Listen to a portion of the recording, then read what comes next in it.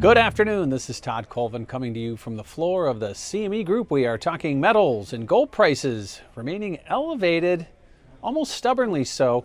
Recall running up to last week's weekend events in Syria, we saw gold prices elevated, much as many commodities that are dollar-based, where we saw oil run up, we saw treasury yields kind of creep a little lower.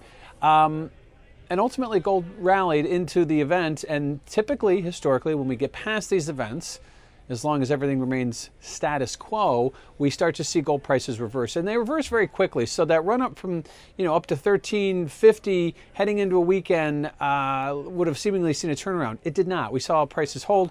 We traded about a $30 range over the last month in gold, and we're right now sitting very close to the top of that. So gold, a lot are saying is top heavy. I think it's more cautious than top heavy, and the prices are reflecting uncertainty not only in Syria, not only in the Middle East, but also here in the States economically and fiscally. And there's a lot of what ifs being thrown around out there, and the gold prices are merely a reflection of that risk. And if you look at the dollar, yes, the dollar is helping, so that's part of the reason for elevated gold prices. But if we learned anything over the last several years, it's that gold and the dollar do not trade mirror opposites anymore on any given day. And so I think that right now, when we do see the dollar trading on the lows, being seeing other currencies outperform for a lot of different reasons, that this is only one variable into why gold is higher. It's not going to be the do-all, end-all that, well, the dollar's down, that means gold must be up, because it doesn't work that way, and it hasn't worked that way for a long time. Really, I think going back to the beginning of the Fed's zero interest rate policy, not every day, obviously, but that's sort of where it started to see that disconnect. So right now, the dollar helping, but certainly not the only reason why gold is higher. And lastly,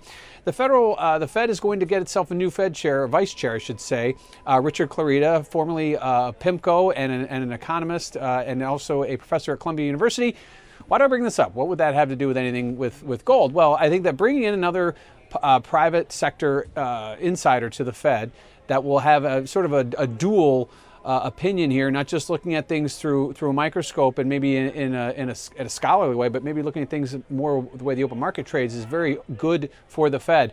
And certainly he has been tapped as one of the experts that we need to see there for short-term interest rate policy. So I think that could in itself give the market more clarity as to where the direction of policy is going, which in turn will affect the dollar and will affect rates, will affect a lot of things that do affect gold, and take some of the uncertainty out of the picture. That's not going to happen tomorrow, but I think it's a very wise nomination by the president, at least at this point. Hasn't gone through yet. We will obviously have to, hopefully the people in those in the Senate can get their act together long enough to push this nomination through.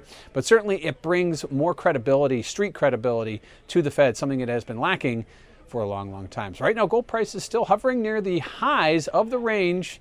We still have a lot of data coming out this week. A lot of Fed speakers will probably try and talk this down, but I don't think it's going to work until we get clarity, not only from the Fed, but from the Middle East, from the economic data. There's a lot of things going on out there, and gold is elevated for just that. This is Todd Colvin coming to you from the floor of the CME Group.